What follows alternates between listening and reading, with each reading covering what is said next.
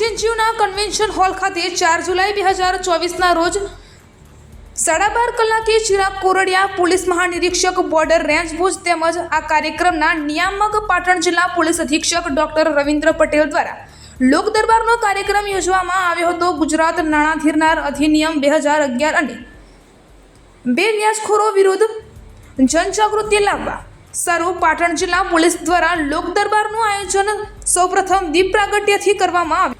પાટણ જિલ્લા પોલીસ વિભાગ દ્વારા ગરીબ પરિવારજનોને બેંકો દ્વારા સફળતાપૂર્વક લોન વ્યવસ્થા કરાવી આપી હતી તેમજ બેંકના અધિકારીઓ પાટણ જિલ્લા ઉદ્યોગના અધિકારીઓએ લોન વ્યવસ્થા અને સરકારી યોજનાઓ વિશે માહિતગાર કર્યા હતા।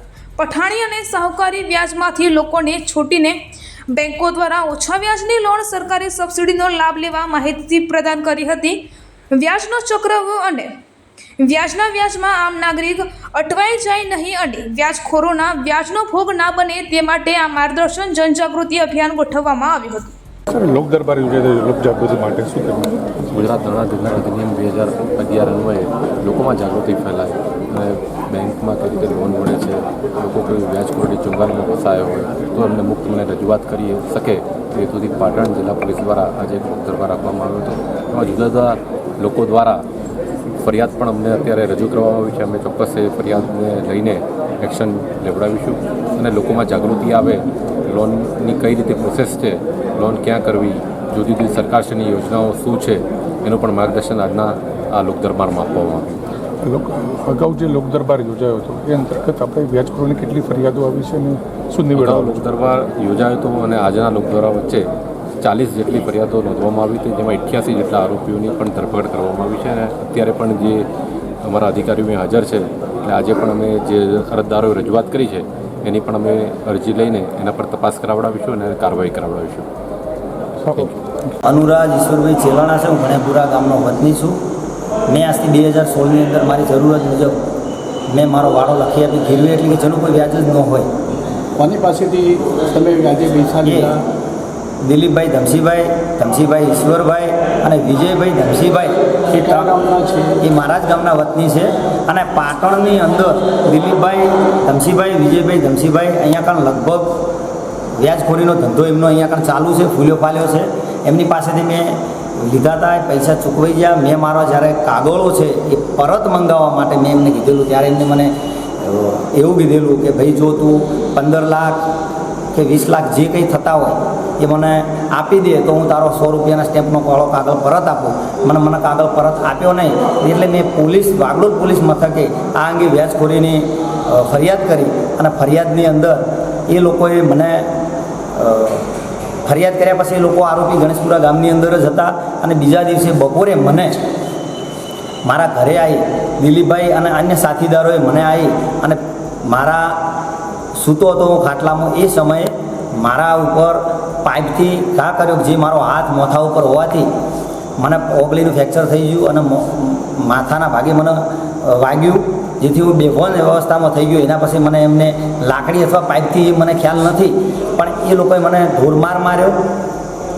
ત્યાર પછી મને આજે હું મારા નાના ભાઈ વિષ્ણુભાઈના ત્યાં અમદાવાદમાં રહું છું, ગામમાં પ્રવેશી તો તને મારી નાખશું, 11 થી 20 લાખ રૂપિયા મારો જે 20 લાખ સુધીનો થતો હોય કે 11 લાખ થતા હોય જે હિસાબ કરીને મને નહીં આપે તો હું તને જાનથી મારી નાખીશ એવી ધમકી આપું છું। મેં વાગડોદ પોલીસ સ્ટેશનની અંદર અગાઉ પણ ફરિયાદ કરી હતી અને એ લોકોએ મારા મોટા ભાઈ અમૃતભાઈ અમથાભાઈ અને વિષ્ણુભાઈ ઈશ્વરભાઈ ઉપર જે અહીંયા હતા જ નહીં, ગણેશપુરા ખાતે જે અમદાવાદમાં રહે છે અને અમદાવાદમાં સીસીટીવી કેમેરાના સાનિધ્યમાં હોવા છતાં એમના ઉપર ખોટી ફરિયાદ કરી છે। આજે લોક દરબારમાં તમે જે રજૂઆત કરી છે તમારા આ કેસ માટેની, તો એમાં તમને શું અહીંયા ધારણા આપી? એના મને કોરડિયા સાહેબે અને પાટણ જિલ્લા પોલીસ અધિક્ષક સાહેબ શ્રી પટેલ સાહેબે મને ધારણા આપી છે કે આમને જે બાકી છે એમને તપાસ કરશે અને એમને જેલના હવાલે કરશે એવી મને આજે ધારણા એમને આપી છે। અને હાલ તમને ત્યાં સાહેબને મળવાની ના, હાલ કોઈ મળવાનું કહ્યું નથી, પણ તે છતાંય અમારા સાહેબને મળવા જવાનું છે। અચ્છા, તમારું નામ ના પરિચય? મારું નામ ચેલાણા અનુરાજભાઈ ઈશ્વરભાઈ, મારું ગામ ગણેશપુરા। ભાઈબંધ હતો શૈલેષ, જેને મારી જોડે 9 લાખ રૂપિયા લઈ ગયો હતો અને પછી 2021માં મારે જ્યારે ઓસ્ટ્રેલિયા જવાનું થયું ત્યારે મારી પર ખોટી વ્યાજખોરીની એને ફરિયાદ નોંધાવી મને એનાથી કોઈ પ્રોબ્લેમ નથી. એને વ્યાજખોરીની ફરિયાદ નોંધાઈ, કોર્ટમાં કેસ ચાલુ છે, હું લડીશ એ કેસ. પણ એ કેસ એ પોલીસ કેસમાં કોઈ સાચી ફરિયાદ થઈ, સાચી તપાસ થઈ નથી. બરાબર. પછી એમને એક બીજી ફરિયાદ મને LIBમાં આપી એમની વાઈફે અમીષાબેને કે 2.5 લાખ રૂપિયા મેં એમને આપ્યા છે, જેનું ઉચ્ચ વ્યાજ લઈ હું 9 લાખ રૂપિયાની એમની સાથે માગણી કરી લઉં છું. જેની LIBમાંથી મને પદમનાથ પોલીસ ચોકીમાં ફોન આવ્યો, હું ત્યાં ગયો, ત્યાં તપાસ થઈ, પણ મેં એમને કોઈ એવું વ્યાજે પૈસા આપ્યા ન હતા. જ્યારે એમની પહેલી ફરિયાદની અંદર મેં એમને મારી જોડેથી 9 લાખ રૂપિયા કેવી રીતે લીધા અને કઈ તારીખે લીધા એ દર્શાવ્યું છે. બરોબર. આમ મારી પર ખોટી વ્યાજખોરીની ફરિયાદો કરવામાં આવે છે, અરજીઓ કરવામાં આવે છે. આજ સુધી મેં એમની પર જેટલી અરજી આપી ને, ધારો કે હું ફરિયાદ કરવા તો પણ પોલીસે મારી ફરિયાદ એક્સેપ્ટ કરી નથી. એક વખત નુથુલિયા સાહેબ જ્યારે લોક દરબારમાં આવ્યા હતા ત્યારે મારી ફરિયાદ એમને, વિજયભાઈ SP હતા ત્યારે મારી ફરિયાદ એક્સેપ્ટ થઈ હતી. પણ જ્યારે મારે અમીષાબેન જે શૈલેષભાઈના વાઇફ છે એમની સાથે પૈસાની કોઈ લેતી દેતી નથી.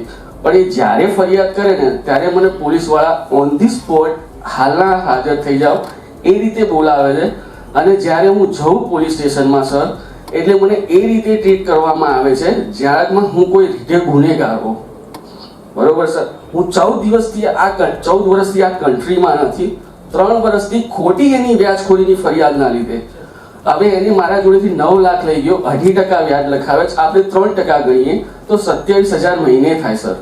એની પહેલી A ડિવિઝનની ફરિયાદમાં એને અત્યાર સુધી મને 91,000 વ્યાજ આપ્યું એવું ખોટું લખાવ્યું છે. સર, મારો ઓસ્ટ્રેલિયા હું સિક્યુરિટીમાં હતો, મારો પગાર 1 લાખ રૂપિયા હતો, હું ઇન્ડિયા ટ્રાન્સફર કરતો. તો મેં એને વ્યાજે 9 લાખ રૂપિયા 3% લેખે આપ્યા તો 27,000 થાય. તો મારા જેવો વ્યાજખોર માણસ અહીંયા રહેશે કે ત્યાં પૈસા કમાવા જશે? તો સર, મને આપની એટલી વિનંતી છે કે આની એક સાચી તપાસ કરાવો. દર વખતે મારી અરજીમાં અત્રે કશું જ કરવાનું રહેતું નથી, આવું લખાઈને આવી જાય છે.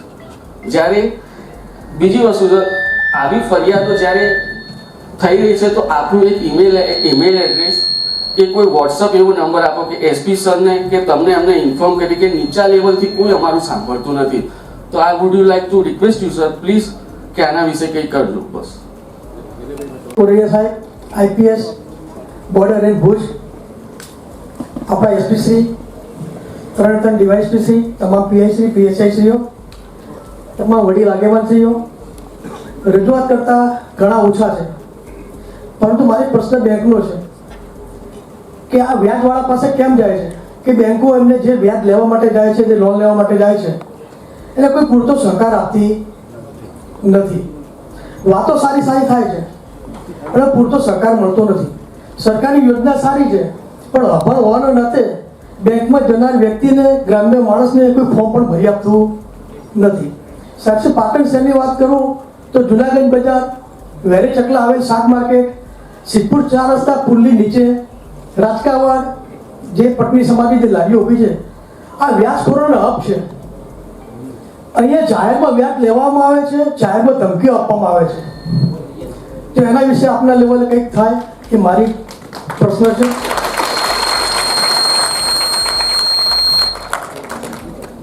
બીજું સાહેબ, જે વ્યાજનો સંસદ જેવું થયું શું આપણે કાર્યક્રમો કરેલા છે, એવો જ આજે એક પ્રસંગનું આયોજન કરવામાં આવેલું છે.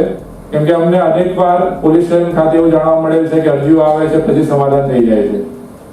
પરંતુ આ પ્રસંગના જે આ કાર્યક્રમ છે એના 2 હેતુ છે કે આપ સૌ લોકો પોતાના જે નજીકના મિત્રો છે, નજીકના કોઈ સગાવાલા છે જે આ પ્રવૃત્તિથી પીડાય છે એમને પણ આ માહિતી આપો અને ઇન્સ્ટિટ્યુશનલાઇઝ રીતે કેવી રીતે પૈસા મળે આપણને સસ્તા વ્યાજ દરે અને ક્યાંથી માહિતી મળી શકે, કયા અધિકારી કઈ સંસ્થા પાસે આપણે જઈએ એ બાબતે પણ અહીંયાથી માહિતી મળે.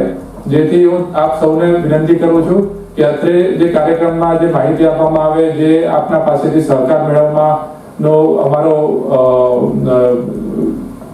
વિશ્વાસ છે કે અમને સહકાર આપશો, એના માટે આ સમગ્ર કાર્યક્રમ આગામી 1 મહિના સુધી આપણે ચલાવશું.